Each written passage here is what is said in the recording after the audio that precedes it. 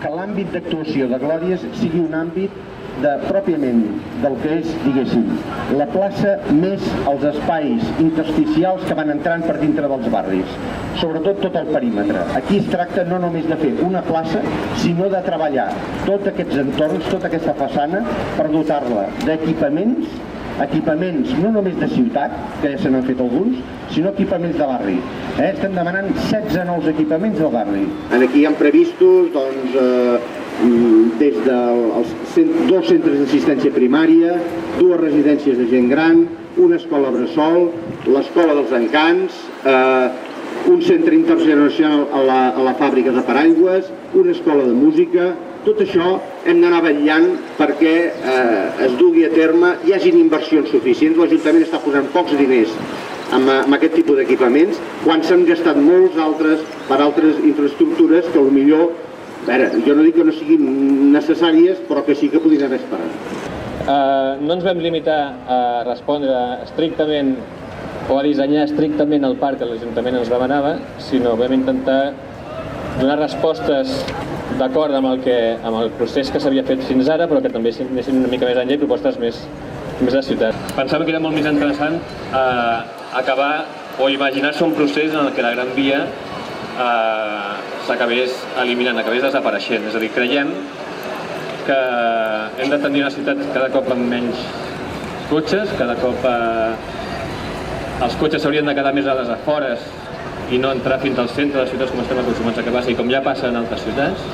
Per tant, vam treballar sobretot en aquesta direcció, en la qual proposàvem, per exemple, que la Gran Via en un inici podia continuar en superfície, no com estan fent ara d'una manera provisional, fent un ull, que també ens feia molta por aquesta provisionalitat, quan podia durar. És a dir, hem de ser també conscients de que, malgrat que hi ha el compromís de que la Gran Via se soterrarà, no hi ha els diners de moment per fer-ho, i no sabem quant temps podem estar així. Era una foto també que ens feia, no? Creiem molt més interessant, potser, imaginar-nos un futur en el que la Gran Via es pogués capil·laritzar als voltants, crear un espai verd molt més gran i que finalment es pogués arribar a tallar.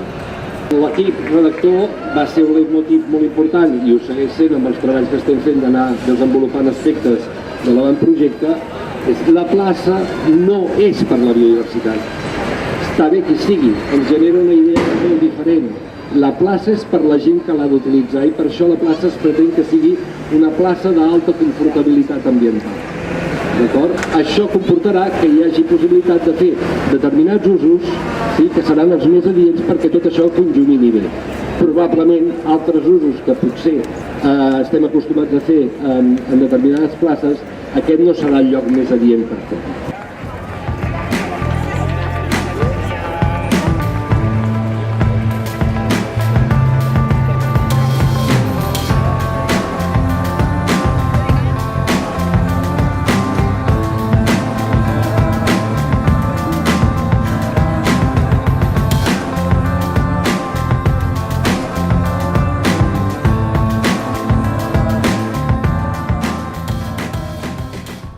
La escuela tenía que estar construida definitivamente el año 2013, ahora recién empieza la construcción del edificio definitivo y esperamos en un año más de tener.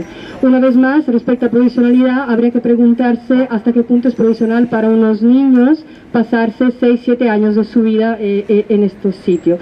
Ahora veremos cómo en realidad esos espacios en transición, que a veces pensamos que sean feos y que sean de ningún valor, en realidad pues sería cuestionable, ¿no? Se podría discutir sobre el valor que tienen de cara a la calidad del espacio público y al hacer ciudad. Y aquí os explicaremos un poco esta historia. Entonces, pues poquito a poco, cada año, pues con pequeñas intervenciones de aquí y de allá, ahora un poco una medianera, ahora un poquito una caseta aquí, ahora una cabaña allá, ahora un tratamiento de fachada. Pues bueno, se ha intentado domesticar y hacer nuestro este espacio que era tan, bueno, no agresivo, pero bueno, sin identidad. Intentábamos domesticar estos módulos haciendo una distribución interior, bueno, acorde al programa de la escuela. Y el consorcio, la verdad que siempre estuvo bastante receptivo a cualquier intervención nuestra, no puso nunca ninguna traba.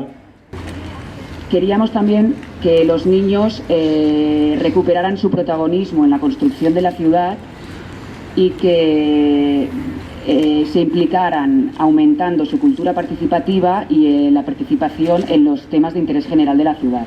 Lo que planteamos a los niños mayores era la construcción, el replanteo y la alineación de la plaza, por lo que habíamos dividido la plaza actual en diferentes planos, en diferentes piezas de puzzle, que ellos tenían que ejercer como urbanistas o arquitectos, trabajando de forma colaborativa en lo que era la construcción de esta plaza, y se realizó en el centro del patio.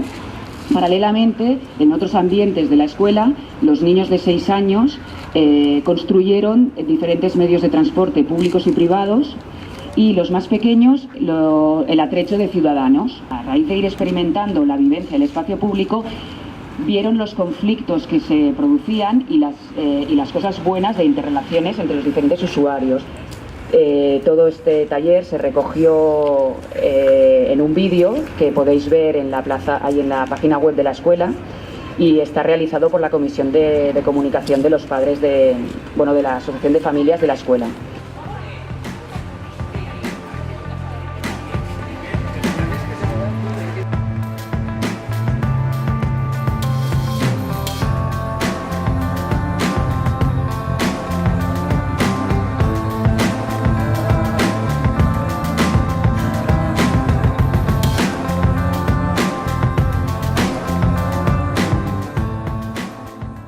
Esta fábrica dejó de funcionar aproximadamente a unos 20 años, se convirtió pues en un almacén de logística.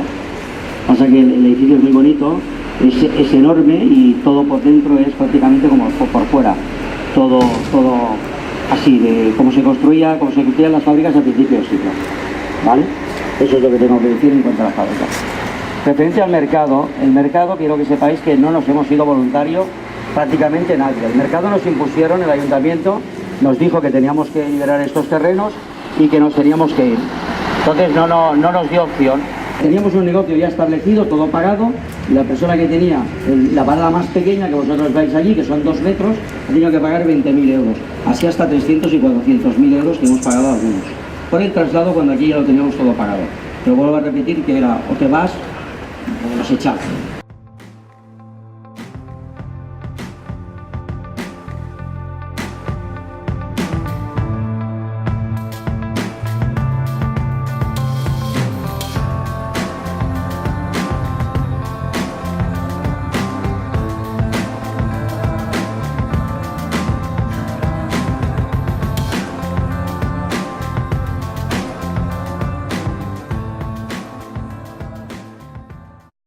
Carencia de recursos de la administración pública, aparece el capital privado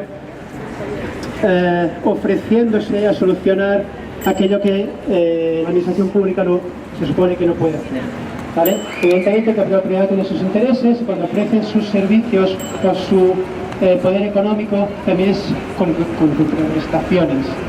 Unibail Rodamco, que es la empresa, es la principal empresa gestora de centros comerciales en Europa. En España gestiona 16 y en Cataluña 4, que son el Centro Esplau, el Barnasud, el Centro de las Glorias y la Maquinista. Ya llevan más de 6 años la escuela de la Maquinista estando en barracones.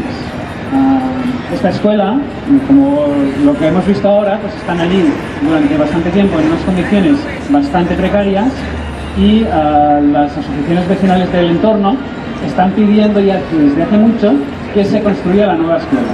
¿Qué ha hecho Unibail Rodamco? Pues hábilmente ha dicho: si nos dejáis ampliar la superficie comercial que tenemos allí, nosotros os construimos la escuela. Con un pequeño gasto que hacen, consiguen un gran beneficio. ¿Hasta qué punto es lícito que las prioridades de la planificación de una ciudad estén condicionadas por los intereses de una empresa privada, legítimos ellos, pero que son diferentes?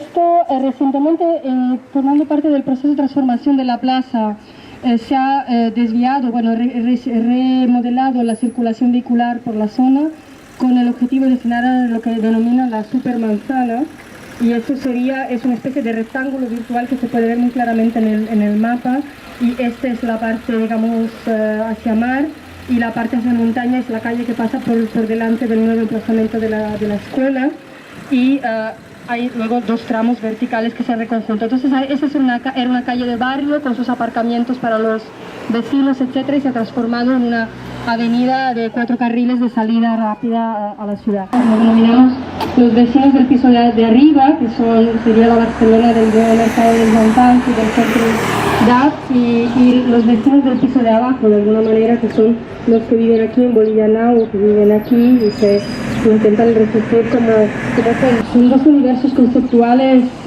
completamente opuestos, ¿no? Y la pregunta que dejaremos para el debate es si esta esquizofrenia entre arriba y abajo es realmente casual o, bueno, si hay algún diseño detrás de esto y cuál podría ser.